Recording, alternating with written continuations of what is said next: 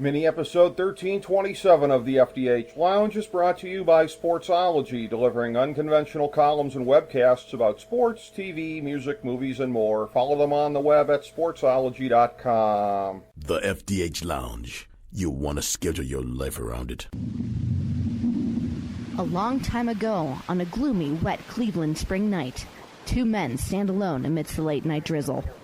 Their voices echo across the vacant station parking lot as they debate the merits of the great American radio show that have been missing for far too long. On that night, an idea was born. That idea became the FDH Lounge.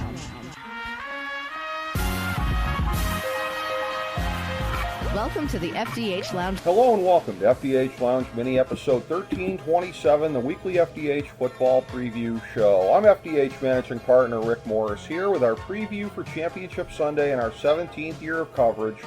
Last week we went 2-2, bringing our playoff record to 4-5-1 and our record for the year to 142, 113, and 11, still at 56%. For both of these games, we'll include our FDH Ultimate Quantitative Baseline, or UQB, in the analysis. It's an amalgam of the following 10 different indexes: the FDH Lounge Final Power Rankings for 2020, the FDH Lounge Rankings for Impressiveness of Victories, based equally on a team's victories and the strength of the schedule that they played, strength of schedule based on the FDH Power Rankings, offensive yards gained, defensive yards allowed, time of possession, DVOA, offensive DVOA, defensive DVOA, and special teams DVOA. In a historic matchup of QBs, Tampa visits Green Bay in the opener with the Pack laying 3.5. They have the edge in power rankings, offensive yards, offensive DVOA, special teams DVOA, and time of possession. The Bucs lead in impressiveness of victories index, strength of schedule, defensive yards, defensive DVOA, and DVOA. Not since the night that Breaking Bad debuted 13 years ago has Lambeau Field hosted an NFC title game, which seems really improbable given that Green Bay has played in 4 of them since. Notwithstanding shallow comparisons between them, Aaron Rodgers is outplaying Tom Brady by a wide margin this year, albeit that fact gets obscured by the beatdown that the Bucs laid on the Packers 38-10 in Week 6. In the playoffs, Leonard Fournette has eclipsed the regular season standard bearer at running back, Ronald Jones III, further obscuring whether Tampa even knows internally what they want their identity to be, since the two are completely dissimilar. From the start of the season, with few bumps in the road like the aforementioned one, Green Bay looked destined to be in this game, if not in the one after it. Tampa Bay looked like that in their best moments, but the Pack looked better last week, if for no other reason then they weren't reliant on garbage interceptions to put the game away.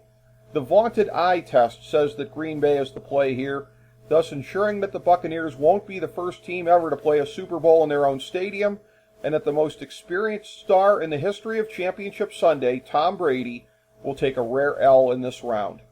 In the nightcap, the Bills come to Kansas City in a rematch of the 1993 AFC Championship game, albeit that one was in Buffalo. In that game, Joe Montana tried unsuccessfully to do with the Chiefs what Tom Brady is trying to do this year with the Bucs, make it to a Super Bowl with a second franchise after an iconic first act. And weirdly, KC faced Buffalo another exact 27 years before that in the AFL Championship game in 1966, advancing to the first Super Bowl where they faced Green Bay, who may very well be waiting for them again this time. The Chiefs, who are laying 3, lead in our power rankings, offensive yards, and offensive DVOA.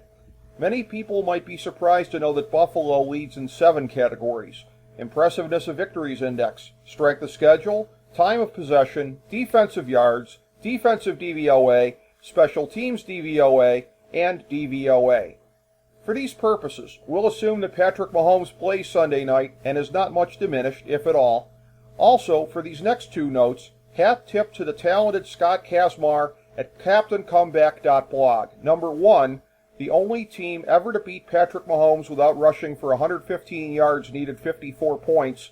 Number 2, the Bills had their weakest offensive effort this year against, you guessed it, the Chiefs.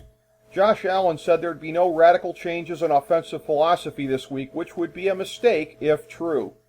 While Buffalo doesn't like to pound it with the slight Devin Singletary, The fact remains that KC is susceptible to the run, and the Bills have a big edge in time of possession that they might be hard-pressed to duplicate this week without a lot of running, or at least screen passes. Through 2 playoff games, we really haven't seen anything close to 60 solid minutes of football from the Bills in either game, so either they're not as strong as the team 60 minutes from the Super Bowl should be, or they're building up to their best effort yet. They'll need it against the Chief team, which tailed off against Cleveland, but showed in the first half on both sides of the ball that rust is not an issue. In this day and age, you have to go with the more complete offensive team, which means that we're laying the points. Thank you for joining us for this mini episode of the FDH Lounge.